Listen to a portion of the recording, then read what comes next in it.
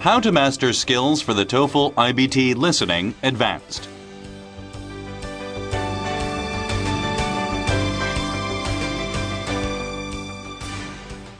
Unit 5.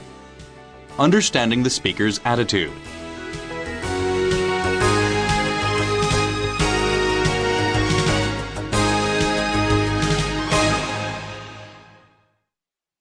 Sample iBT question.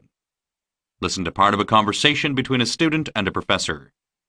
Hi, Professor Smith. Do you have a minute? Of course, Sally. What can I help you with? Well, I wanted to talk to you about my grade in your calculus class. Okay, give me a second to find your information on this spreadsheet.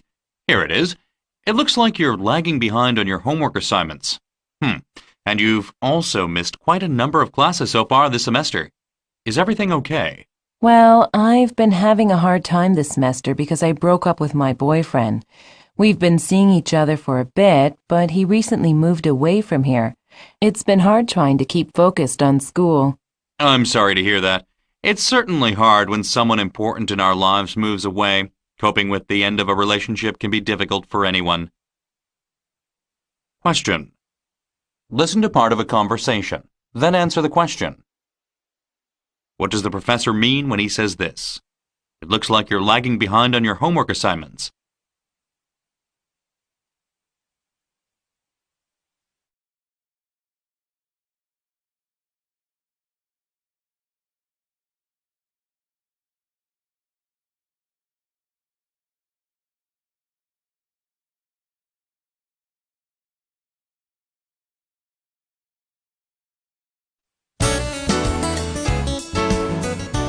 Practice with conversation.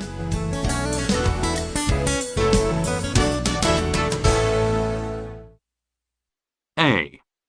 Listen to part of a conversation between a student and a housing office secretary. Hello, my name is Rebecca. I was wondering if you could help me clear up a question. Yes, Rebecca. What can I do for you? Well, you see, I picked up my mail this morning to find that I've received some sort of housing fine. I keep a very clean dorm room and am generally quiet, so I have no idea what this fine is regarding. I was wondering if you could tell me what it is about. Okay, please just bear with me one moment while I check my computer. It appears as though you are being fined for having a halogen lamp in your room. Is this true? Do you have a halogen lamp in your room? Yes, I do, but are you saying I am being fined for having a lamp? Every student in my dormitory has a lamp in their room. How can it be that my lamp is more dangerous than the others? It doesn't make any sense at all. Well, you see, you are not being fined for having just any lamp. You happen to have a halogen lamp, and the school does not allow these because they are a hazard.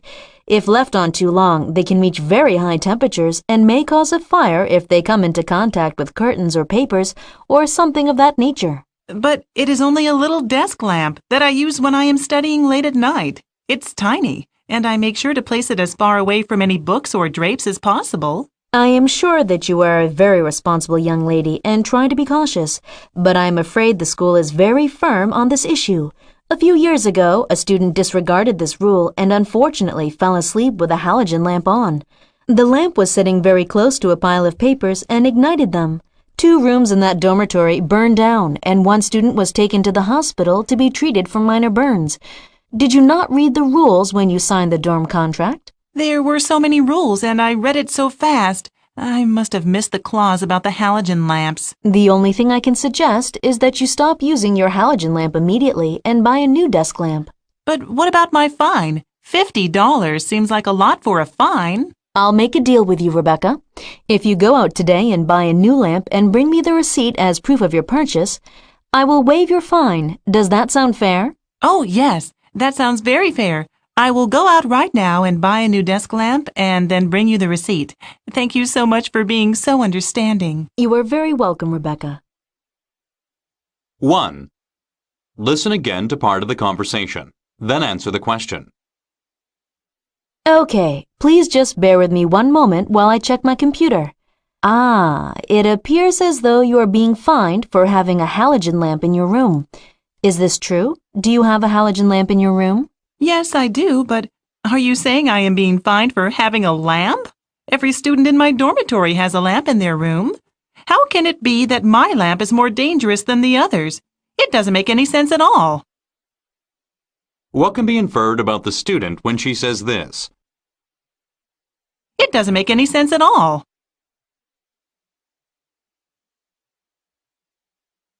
2. What reason does the secretary give for why the student cannot have a halogen lamp in her room?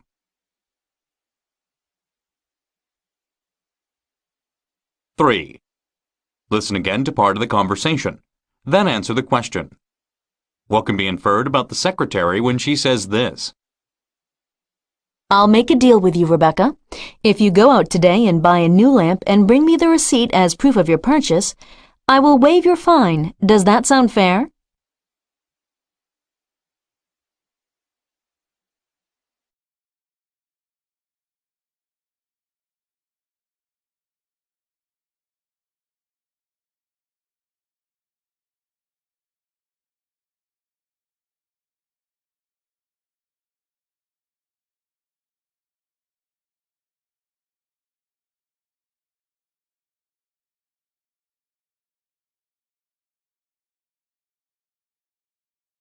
B. Listen to part of a conversation between a student and a professor. Hello, Professor Harris. I am here to inquire about how I can volunteer to become a host for visiting students. My roommate said he did it last semester and had a great time meeting and helping new students. Well, hello, David. I'm so glad you are willing to volunteer for this job. We are always looking for new students to help us with this, and you seem like a great candidate. That is very kind of you to say, Professor Harris. But before I commit, can you tell me exactly what the job entails? I would be happy to. Your main responsibility is to lead a group of prospective students around campus, show them all of the facilities, and answer any questions they might have along the way. You should be courteous and show enthusiasm when the students ask questions about our school. I will show plenty of enthusiasm because I love our school. But would I be showing them not only dorms, but also classrooms? Oh, yes. We want visiting students to see as much of the campus as possible. We want the students to see everything from dorms and the cafeteria to classrooms and the recreation center.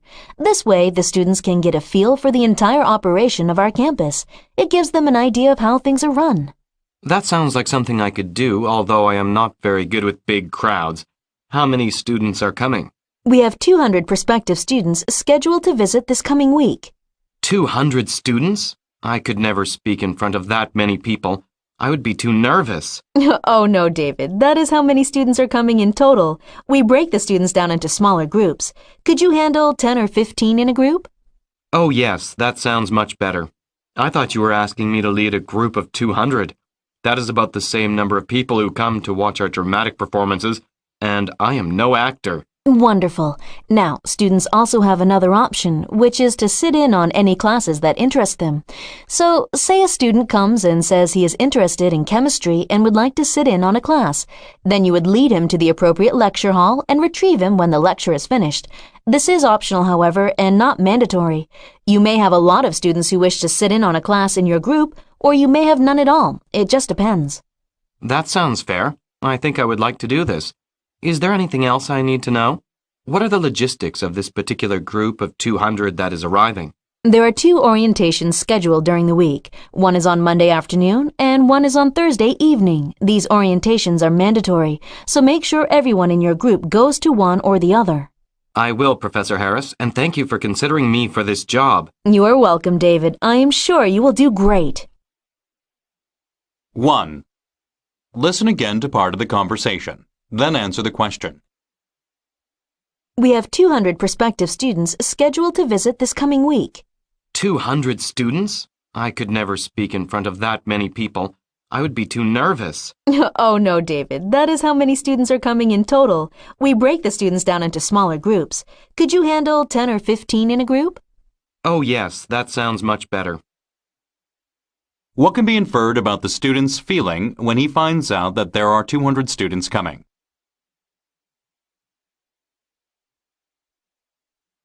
Two. What did the professor say was an optional activity for visiting students?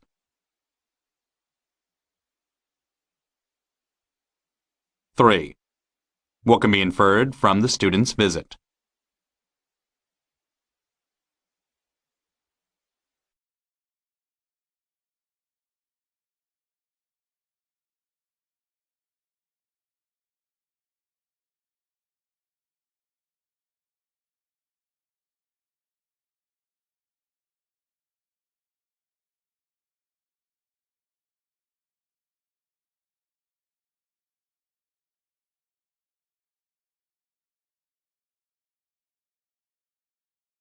C.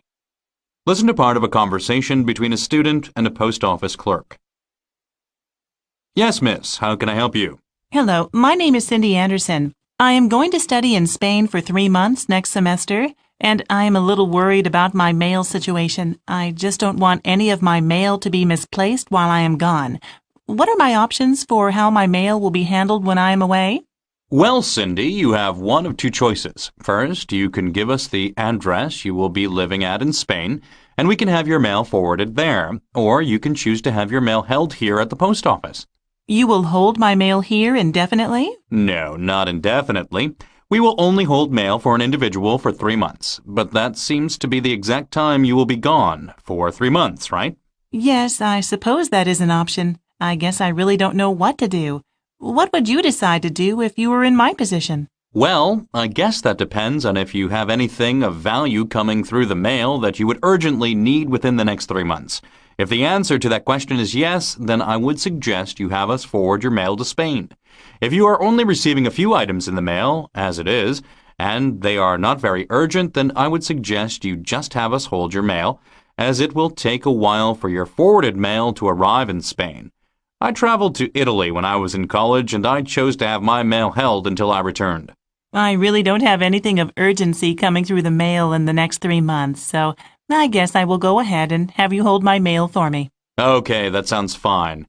If you could just fill out this form for me, that would be wonderful. Oh, I almost forgot. If you choose to have your mail held here, I must tell you that if you currently receive the school newspaper, I am afraid we cannot hold it, as it would take up too much room in our storage area. Oh, that is okay. I will just go ahead and cancel my school newspaper subscription right now, as I don't read it regularly anyway. I would also like to cancel my subscription to any school event flyers, as I won't be here to go to the events anyway. Excellent. That sounds good. You are all set. When you get back from Spain, just pop into the office and we will have a tub of mail waiting for you. Thank you very much. I appreciate your time. You are very welcome, Cindy, and have a great trip.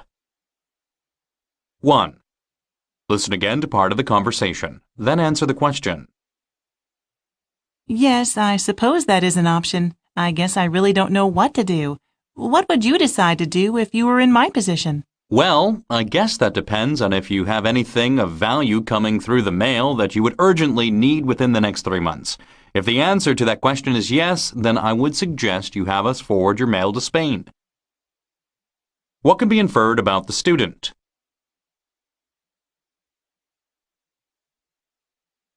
Two. What is the advantage of forwarding mail to Spain?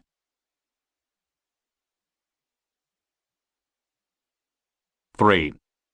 Listen again to part of the conversation, then answer the question. Why does the student say this? Yes, I suppose that is an option. I guess I really don't know what to do. What would you decide to do if you were in my position?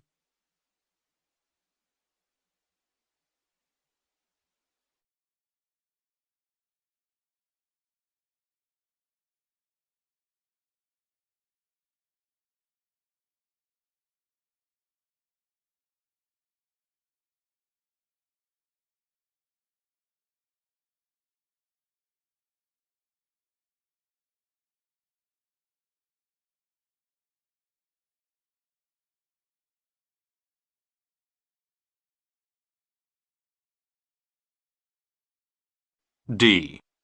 Listen to part of a conversation between a student and a professor. Hello, John. I see you made an appointment with me today. What can I help you with? Hello, Professor Higgins. Yes, I did make an appointment with you, and it is because I am slightly baffled by my final grade in your biology class, especially since I did so well on the last few tests. I felt like I understood all of the concepts this year, and cannot understand why you marked me so poorly. Well, let me just go into my computer, John, and check my records. You never know. I have been known to make mistakes in my gradebook in the past. Let's see. Yes, it looks like you had some outstanding scores on the last few tests, the last two in particular, when we were studying microorganisms. Exactly. I really enjoyed learning about amoebas. Do you think it could be some kind of scoring error?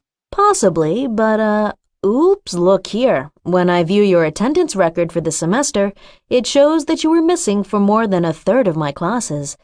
This is the reason that your grade is so low. But, Professor Higgins, why does attendance matter?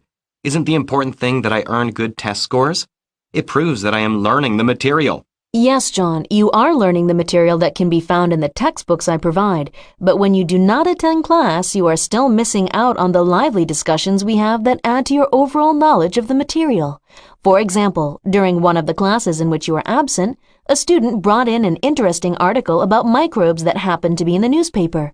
We were then able to apply the concepts we learned through the lecture and out of the textbook to a current events article that dealt with cutting-edge research. What good are all of the things I am teaching if they are never applied to the thoughts and research of today? I guess I never thought that I'd missed too much from the discussions, but it's apparent that I did. It also appears as though quite a few of the classes you missed were classes in which we conducted labs. These are a vital part to my course as they provide hands-on experience. The fact that you missed them would be comparable to the analogy of getting a 100% on a written driving exam but never having actually driven an automobile. Would I trust you to drive me around town? I don't think so. I see your point, Professor Higgins. I am sorry I missed so many of your classes, and I now realize why my grade was lower than what I had anticipated. It's okay, John. I just hope that our conversation has made you realize the importance of attending your classes. 1. Listen again to part of the conversation, then answer the question. Possibly, but oops, look here. When I view your attendance record for the semester, it shows that you were missing for more than a third of my classes. This is the reason that your grade is so low. But, Professor Higgins, why does attendance matter? Isn't the important thing that I earn good test scores? It proves that I am learning the material. What is the professor's attitude toward classroom attendance?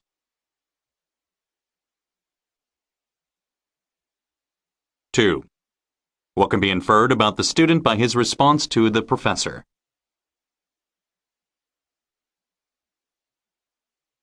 3. What can be inferred from the conversation?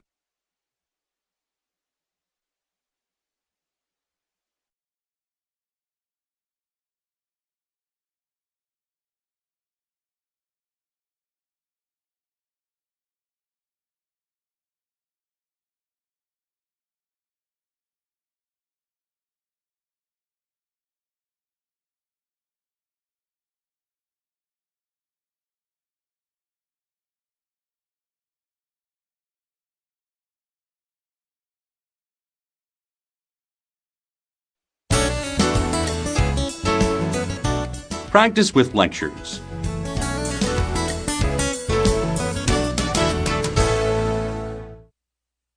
A. Listen to part of a lecture in a biology class. Continuing our discussions regarding the human brain, recall that yesterday we finished our lecture talking about neurons. Carrying on from that, today we are going to be discussing gliomas. Does anyone here know the definition of glioma? Isn't a glioma a kind of tumor that affects the central nervous system? That is a very good start. More specifically, a glioma is a primary type of tumor that affects the central nervous system, as you stated, but gliomas arise only from glial cells. Now, before we go on to discuss gliomas, can someone also enlighten us as to what a glial cell is?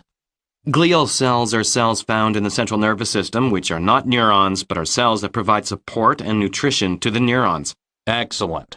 So gliomas are tumors found in the central nervous system arising out of glial cells. This, of course, is a very serious matter. No one wants to discover that they have a tumor in any part of their body, let alone their central nervous system. But some gliomas are different than others, right? Some are more aggressive while others are slower growing, right? This is also very true. Gliomas are classified by grade. For instance, a low-grade glioma is less aggressive, and therefore the patient may be granted a better prognosis for recovery. On the other hand, a patient may undergo a pathologic evaluation on his tumor and find that he has a high-grade glioma, which means the glioma is more aggressive and therefore the prognosis for recovery is not as good. My uncle underwent aggressive therapy for his glioma because the doctor said it was malignant. What does malignant mean? Malignant tumors are cancerous, which means that they can invade neighboring cells and organs other than the ones they first originated in. If a patient is found to have a malignant glioma, then the doctors would classify it as high grade. Yes, that's right. They did classify it as high grade. High grade and a number 4, but I never understood what the number 4 meant. I guess I was too worried about him to listen very closely to the doctors. Your uncle must have had an astrocytoma, which is a form of glioma, as the number system that you speak of refers to high-grade astrocytomas. You see, there are different types of gliomas depending on the type of cells they resemble. For example, ependymiomas is a glioma of the ependymal cells. Astrocytoma is a glioma of the astrocytes. Your uncle's diagnosis was the most serious of all astrocytomas. I do not mean to be insensitive, but how did your uncle manage the prognosis? Oh, he was very frightened when he learned of his condition. The doctors gave him only a 12-month period to live. We were all very worried for him. He responded very well to the treatment initially. However, he succumbed to the disease 18 months later. I am very sorry for your loss. If it is not too painful for you, do you think you can share with the class the kind of treatment your uncle underwent for his glioma? Yes, I believe so. My uncle underwent a combination of radiation therapy and chemotherapy. Let us clarify that radiation therapy utilizes X-rays, while chemotherapy utilizes chemicals to help combat the tumor. Can you also tell the class what his symptoms were that prompted him to visit his doctor? Initially, my uncle was experiencing headaches, which he initially disregarded, as he'd experienced minor headaches in the past. However, they eventually grew worse, and when he started vomiting, he knew it was time to go to the hospital. Thank you very much for sharing this with us. In summary, a glioma is a tumor found in the central nervous system that affects non-neuron cells called glial cells. 1. What is the professor's opinion toward the student who discussed her uncle's glioma?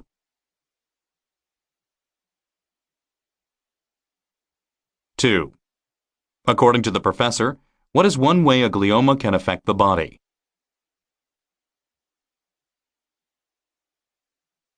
3. Listen again to part of the lecture, then answer the question. What does the professor mean when he says this? Your uncle's diagnosis was the most serious of all astrocytomas.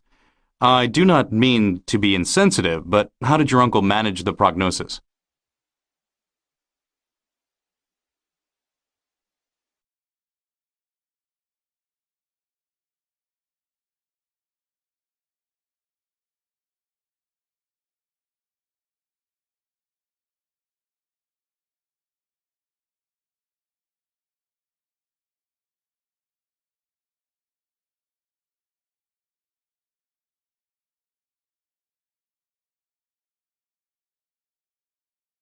B.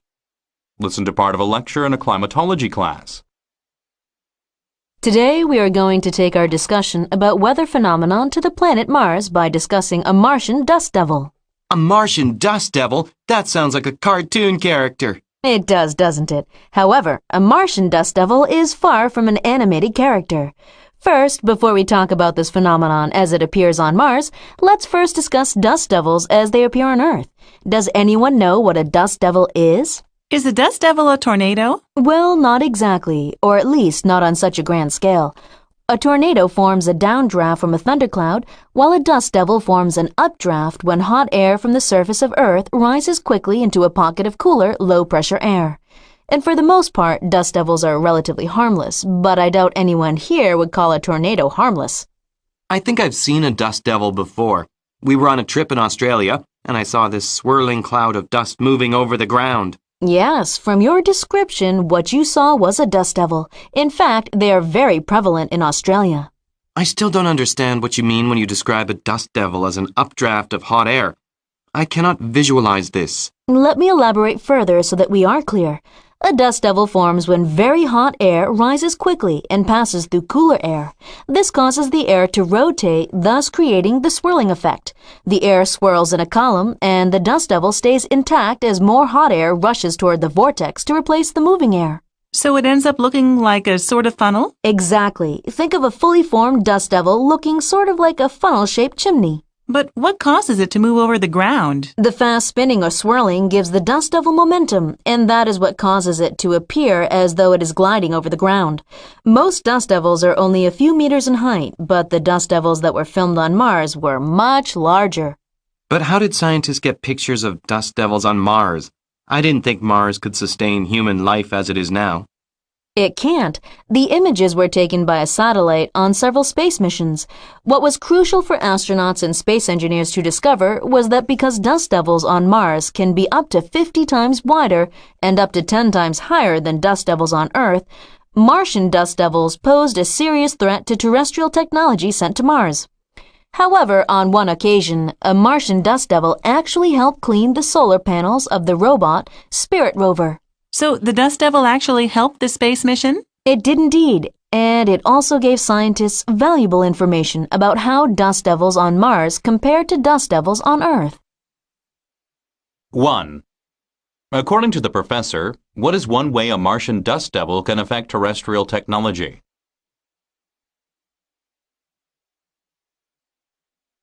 Two. How does a dust devil differ from a tornado?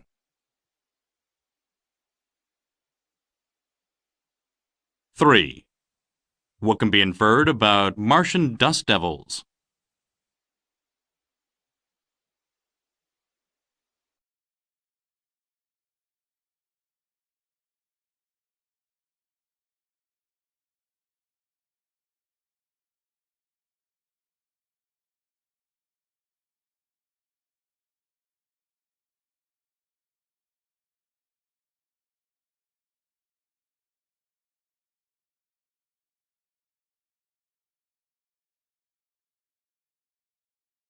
C.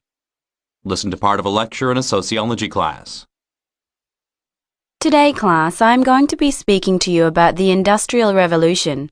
The term Industrial Revolution refers to the technological, social, economic and cultural changes that occurred in England in the late 18th century. This change eventually spread around the world, creating many big cities based upon the ideals of manufacturing and capitalism. Prior to the Industrial Revolution, the production and harvesting of products was completed through manual labor. The Industrial Revolution replaced this manpower with machine power. One of the initial and perhaps most important developments of the Industrial Revolution was the steam engine. This advance in transportation allowed for the faster delivery of manufactured goods. However, the steam engine wasn't only used for transportation, but instead for the construction of machine engines that enabled faster production. For example, before the Industrial Revolution, most tasks were undertaken by either wind or water power, or by the sheer strength of man or horse. But in 1698, a man by the name of Thomas Savery constructed the first steam-powered engine in London. His idea was to create a machine that would pump water from mines. Different types of steam engines were created over the following 100 years, culminating with the Cornish blacksmith's, Richard Trevithick, work on steam boilers, which eventually led to the production of locomotive steam engines. The development of the steam engine sparked a host of other changes technologically, socially and economically within British culture. Steam engine technology led to the development of factories, where products were turned out in the hundreds or even thousands. The first manufacturing change involved the production of textiles in the English city of Manchester. Before the Revolution, British textile manufacturing was handled by individual artisans who did spinning and weaving in their own homes. This meant that the process of making a pair of pants or a shirt could take days or even weeks, depending on how fast the artisan was at his trade. Imagine having to wait weeks for a new pair of pants when the only pair of pants you owned was suddenly unwearable. In the mid-18th century, two Englishmen from Birmingham, Lewis Paul and John Watt, advanced the process slightly by developing a roller spinning machine and the fly and bobbin system of making clothes. However, it wasn't until Richard Arkwright created the cotton mill, which ultimately utilized steam power for its production, that cotton production became a mechanized industry. The factory industry eventually gave rise to what we now know as the modern city. Manchester, for example, due to its cotton mills, became known as Cottonopolis, because there were so many factories producing textiles. However, these early cities were not as clean or well kept as the ones we are familiar with today. Along with the growth of industry came the proliferation of sometimes harsh or dirty living conditions. Children were forced to work long hours in factories until the Factory Act of 1833 came into effect, which stated that children under 9 were not allowed to work, and children over 9 were not to work at night or for more than 12-hour shifts. Trade unions were also born out of the Industrial Revolution, giving workers rights and freedoms that they had not had in the past. Prior to the Industrial Revolution, working conditions for British workers was not favourable. Men, women and children worked long hours for little money. The poor conditions of the working class prompted many educated British historians and authors to write Marxist and Communist manifestos lamenting the state of the working class. And even those that were not British, such as Friedrich Engels, a German political philosopher, used England as a model for change when he wrote The Condition of the Working Class in England in 1844. Within this text, Engels spoke of the Industrial Revolution and how it was to change the whole fabric of society. 1. What can be inferred about how the professor feels toward artisan-made pants?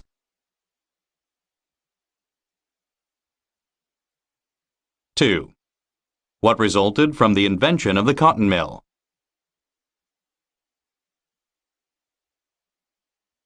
3.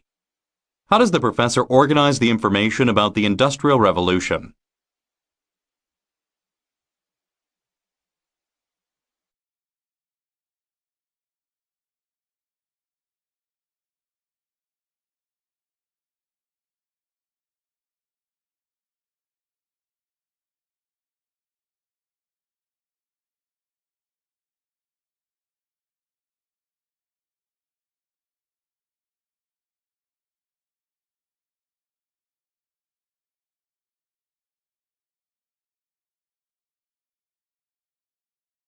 D.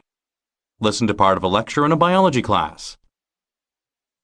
Carrying on with our discussion of symbiosis, today we are going to be talking about one of the forms of symbiosis, mutualism. However, before we begin, can someone please define symbiosis for us again? A symbiosis is when two dissimilar organisms interact either in a very intimate living situation or when they merge together and live as one unit. Very good.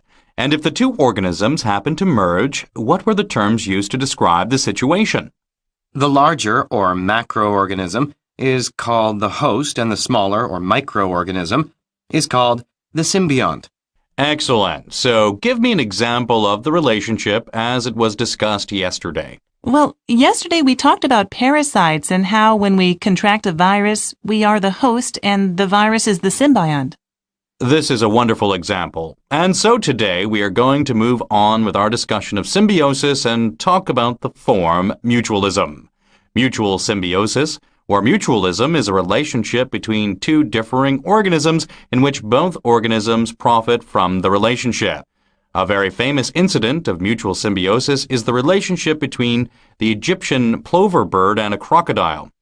One would think that a relationship between these two organisms would be impossible.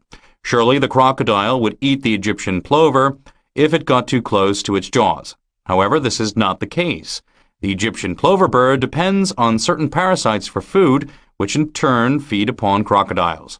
Because the parasites are potentially lethal to the crocodile allows the Egyptian plover to search its body for these parasites, even opening its jaws and letting the bird pluck parasites from its mouth. Now, going back to the definition of mutualism, someone tell me what both of these organisms are gaining from their relationship to one another. The crocodile is benefiting because the Egyptian plover bird is eliminating the harmful parasites from its body, and the Egyptian plover is benefiting because he is getting an easy meal. Yes, another example is the relationship between the goby fish and shrimp. The shrimp is responsible for digging out a burrow in the sand for both the goby fish and the shrimp to cohabitate. In return, because the shrimp has such poor vision, the goby fish keeps a lookout for predators, and when under threat, the goby fish touches the tail of the shrimp to warn it of the impending danger. Does their relationship ever change? For example, what if food was scarce for the crocodile and the crocodile decided to start eating the Egyptian plovers?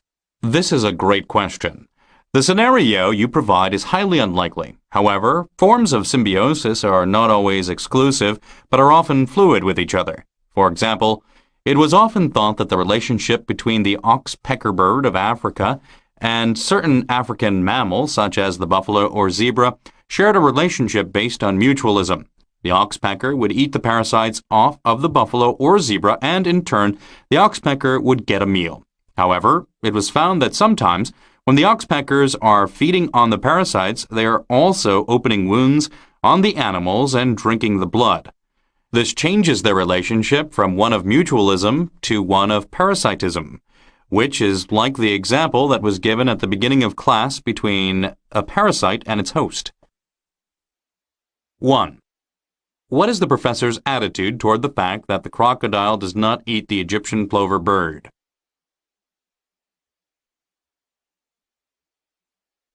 2. According to the professor, how does the oxpecker have relationships with certain African animals?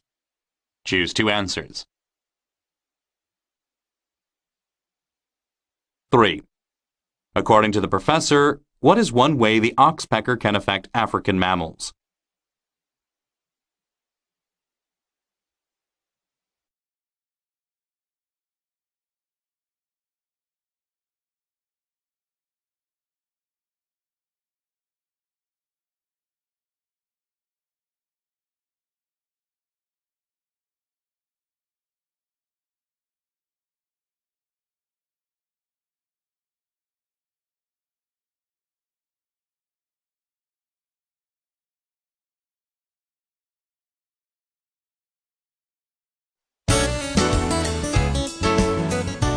Integrated listening and speaking.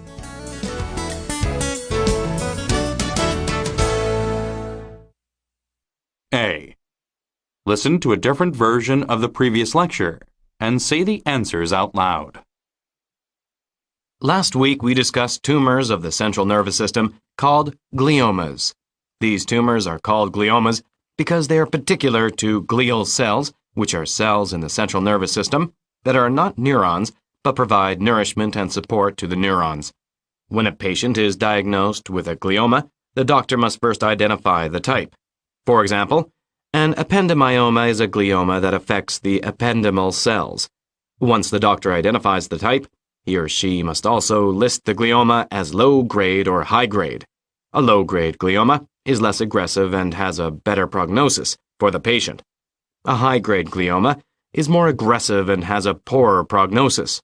One particular type of glioma, astrocytomas, is such an aggressive high-grade glioma that upon diagnosis, the disease is also numbered.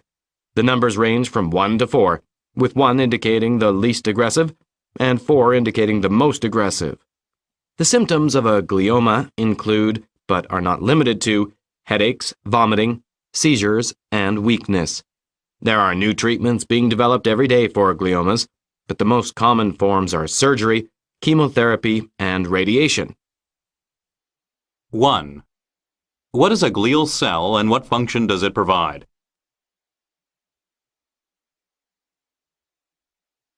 2. What does the term low-grade mean when used as part of a diagnosis for gliomas?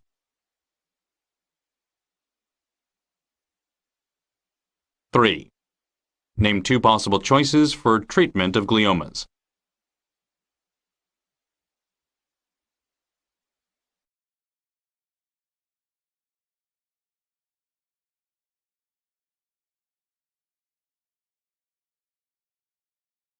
B. Listen to a different version of the previous lecture and say the answers out loud. Yesterday we explored the idea of mutualism. Mutualism is a form of symbiosis where two dissimilar organisms benefit from a close relationship or even an invasive relationship. An example of mutualism is the relationship between the Egyptian plover bird and a crocodile. The Egyptian plover eats parasites that live on the crocodile's body. The Egyptian plover benefits from the relationship by getting an easy meal, and the crocodile benefits from the relationship by having the parasites removed from its body. Mutualism sometimes merges into parasitism if one of the organisms begins harming the other. The oxpecker bird, for example, usually eats bugs and other parasites off the backs of certain African land mammals, but once in a while, the oxpecker will draw blood from the mammals to drink, and so therefore benefits when the mammal does not. 1. If you come down with a cold, is your relationship with the virus considered mutualism or parasitism, and why?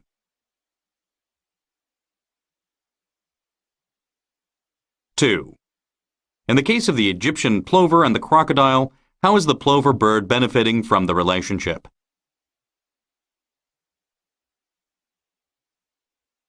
3.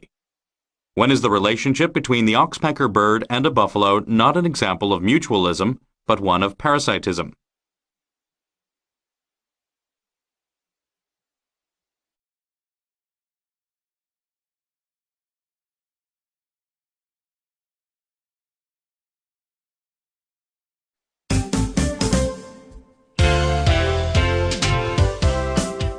TOEFL iBT practice test.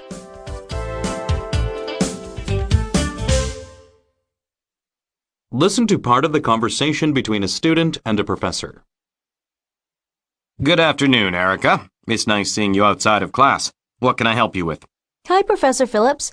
Well, I thought I would come to you for some help and advice because I'm having such trouble deciding which graduate school to apply to. Well, let me try to help you. The last thing you need is to be stressed by such a process. Applying to graduate school should be fun and exciting. Let's start off with you telling me what kind of subject you hope to pursue. My bachelor's degree is going to be in education with a minor in psychology. I've enjoyed both of them so much and was hoping I could combine the two subjects by getting a master's degree in education so that I could either teach or be a school counselor. This certainly sounds like a great career choice. There is such a great need for teachers right now, especially teachers who have a background in psychology. Would you like to teach elementary students, high school kids, or even college students? Oh, I much prefer working with younger students. I enjoy teaching little children so much and love the way their faces light up when they discover a new concept. I have been student teaching 6- and 7-year-old children the last 2 semesters and have really enjoyed it. Okay, so now you know what kind of thing you would like to pursue in graduate school. The next big consideration is to ask yourself where you would like to live. My philosophy about graduate school or even undergraduate school is to try and take advantage of a new place. That way, you not only learn at the school of your choosing, but you also learn so much in the way of meeting new people, seeing new places, and perhaps experiencing a different culture. Where did you go to graduate school? I did my undergraduate work in the United States, but when it came to applying to graduate schools, I decided I would like to be in a new country. I settled on a very good program in Britain and got to live in the exciting city of London. London? Wow! I am from a small town, so I cannot imagine the size and pace of a city like London. Well, now's your chance to experience something new. I'm not advocating London in particular, but perhaps a big city experience would be good for you. The best thing to do is to pick 2 or 3 top education graduation school programs in 2 or 3 different settings. For example, I'd say you should pick a graduate school to apply to that is located in a rural location, one that is located in a large city, and one that is located in a foreign country. This way you spread your options, and, if accepted to all 3, then you can really sit down and think about what new things you want to experience. That sounds like a great idea. Do you have any pamphlets specific to graduate schools that specialize in education? I sure do. Here are 6 or so education programs in different parts of the world. Review these, and when you have narrowed your choices to 3 or 4, come back to my office, and I will help you fill out the applications. Thank you so much. Is there anything else I need to do before I come back in? Yes, if you could find 3 people to write recommendations for you, that is one of the things required to be submitted with each application, I would suggest getting 2 letters of recommendation from professors and 1 from an employer. Okay, I can do that. Would you be willing to write one of my letters of recommendation? Of course, Erica. I was hoping you would ask. You have always been one of my best students. Thank you so much. I will see you soon. 1. What is the professor's opinion of Erica?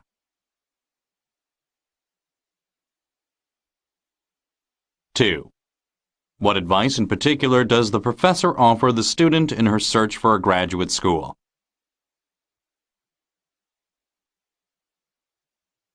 Three. Listen again to part of the conversation, then answer the question. Where did you go to graduate school? I did my undergraduate work in the United States, but when it came to applying to graduate schools, I decided I would like to be in a new country.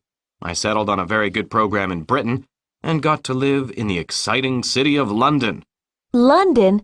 Wow! I am from a small town, so I cannot imagine the size and pace of a city like London. What is the professor's attitude towards London?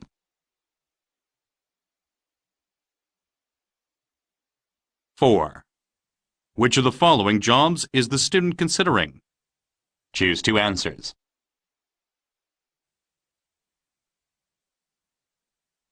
Five. Why does the student visit the professor?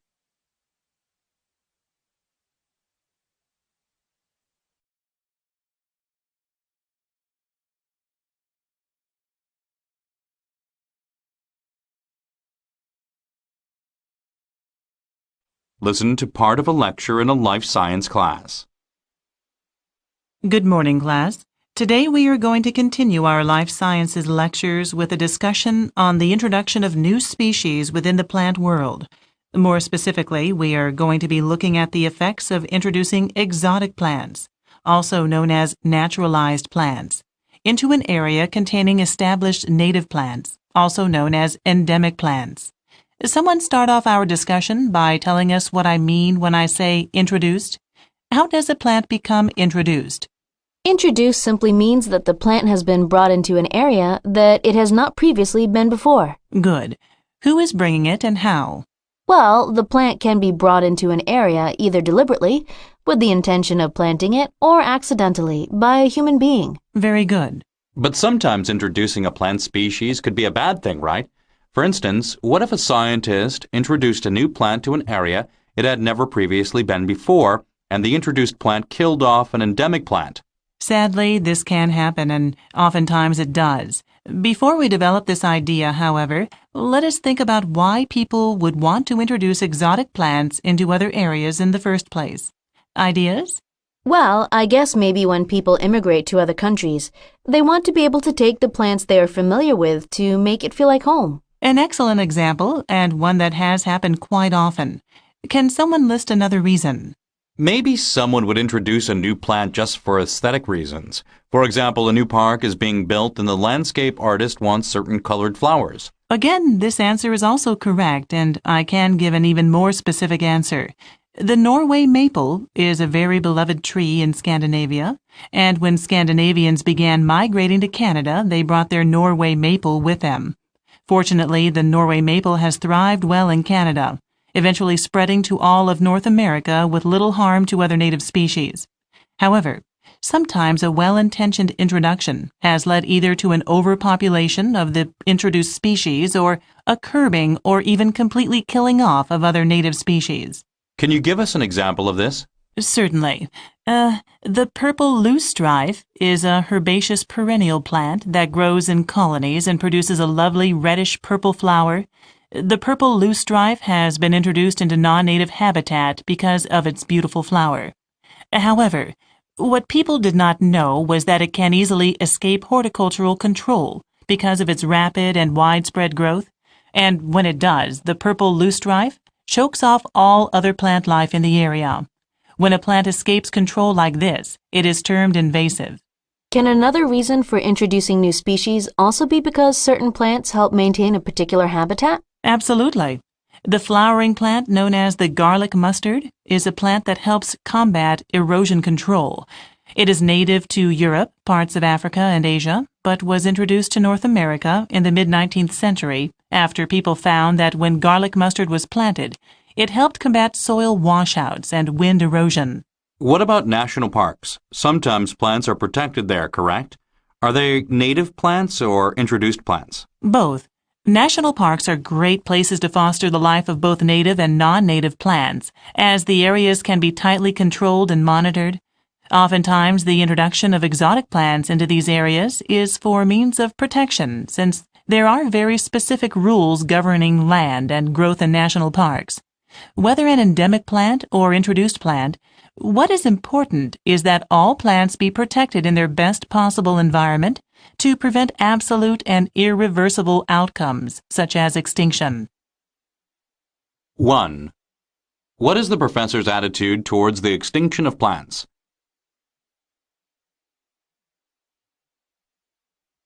2. According to the professor, how can purple loosestrife affect other plant species?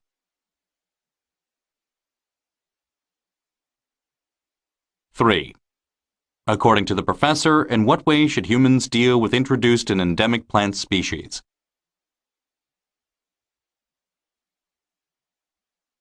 4. Why does the professor explain the Norway maple?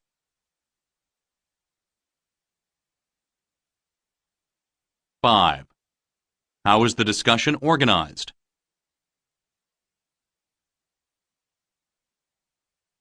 6. What does the professor imply about national parks?